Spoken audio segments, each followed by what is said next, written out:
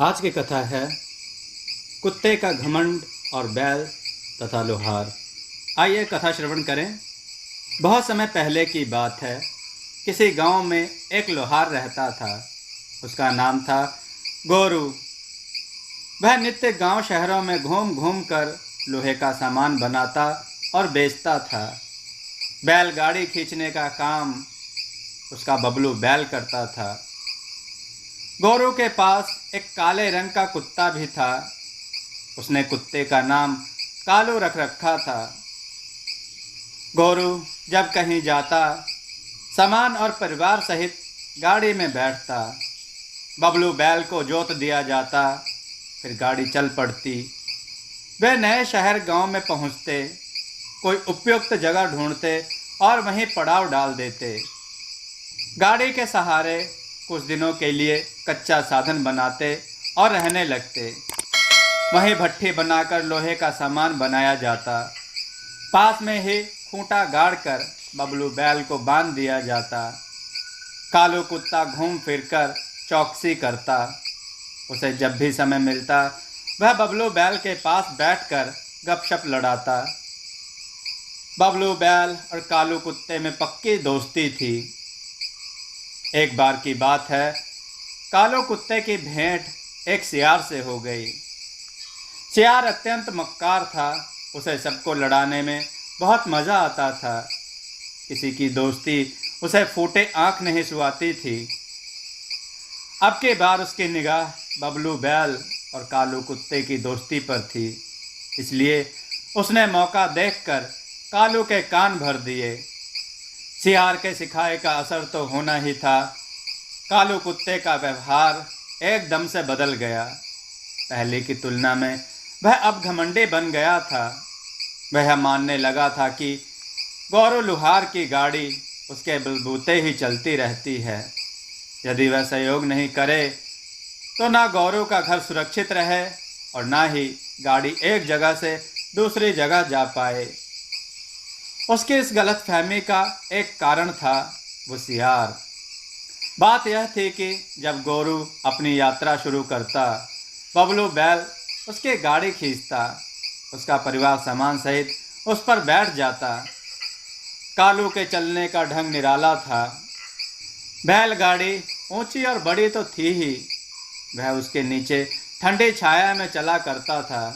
इससे उसे लगता था कि गाड़ी उसकी पीठ पर है।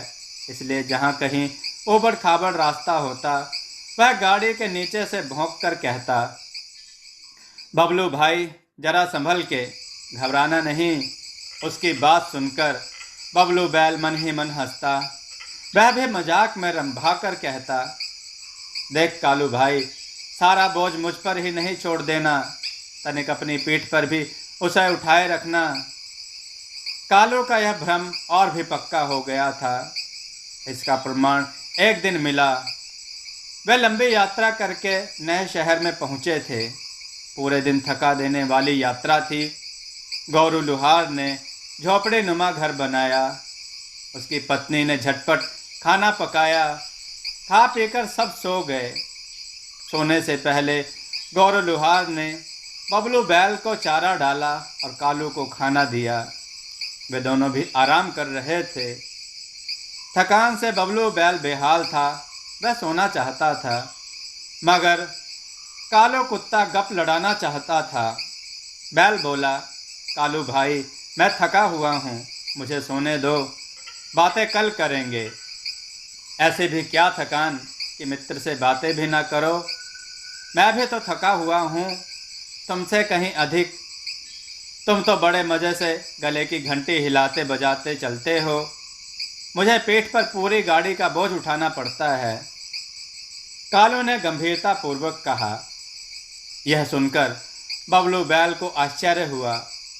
सचमुच कालू कुत्ता गहरे गलत फहमी का शिकार था। उसने कहा, चल बे कलुए, बड़ा आया गाड़ी का बोझ उठाने वाला। तुम चलते हो गाड़ी के नीचे ठंडी छाया में। यदि धूप में सचमुच गाड़ी खींचनी पड़ जाए तो नानी याद आ जाए। इस तरह दोनों में विवाद हो गया। बबलू बैल ने बहुत समझाया पर उसे अकल नहीं आई। आखिर उसने मन ही मन निश्चय कर लिया कि वह उसे पाठ पढ़ाएगा। कुछ दिनों में ही यह अवसर आ भी गया। गौरव लोहार वहां से नए स्थान की ओर चल पड़ा। सदा की तरह बबलू बैल गाड़ी खींच रहा था। कालू कुत्ता गाड़ी के नीचे चल रहा था। इस तरह वे आगे बढ़ रहे थे। आगे पहाड़ी रास्ता था, एकदम उबड़ खाबड़। गाड़ी के नीचे से कालू हिम्मत बंधा रहा था। चिंता मत करो, मैंने गाड़ी को पीठ पर थाम रखा है। बस एक क्षण के लिए बबलू बैल ने तनिक घुटने मोड़ दिए, जैसे वह थक कर बैठ जाने वाला हो। वह कालू से बोला, मैं बहुत थक गया, तनिक 2-5 मिनट सुस्ता लूँ। तब तक तुम गाड़ी को अपनी पीठ पर संभाले रखना। वाकई गाड़ी कालू की पीठ पर टिकने लगी। गाड़ी का बोझ उस पर आने लगा। वह इतने भारी बोझ के कारण बिलबिला उठा। उसके मुंह से चीख निकल गई। वह बोल रहा था, बबलू चाचा, बबलू चाचा, यह क्या कर रहे हो? मैं मर जाऊंगा। बबलू बैल बोला, रोज यही गाड़ी तुम्हारी पीठ पर टिकी रहती है, अब क्या हो गया? तनिक गाड़ी को संभालो और खींचो। कालू कुत्ते का तो कचूमर निकला जा रहा था। वो बोला, मेरी जान निकलने वाली है, तुम मेरे चाचा हो, यह गाड़ी तुम ही खींचते हो। मेरी गलत फहमी अब दूर हो गई, मुझे क्षमा करो और गाड़ी संभालो और इसे खींचो। गौरव लुहार भी घबरा गया था। वह और परिवार के लोग गाड़ी से नीचे उतरे। उन्होंने प्यार से बबलू बैल को समझाया। बबलू बैल वापस पहले की तरह खड़ा हो गया। कालू की जान में जान आ गई। वह फिर क्षमा मांगते हुए बोला, मित्र, मेरा भ्रम टूट गया, मेरा घमंड चूर चूर हो गया। मैं इसे नहीं खींच रहा हूँ, मैं तो बस लुहारियों का कुत्ता हूँ। मेरा दिमाग उस सियार ने खराब कर दिया था, मुझे क्षमा कर दो मित्र। इतना कहकर वे दोनों साथ साथ चलने लग गए।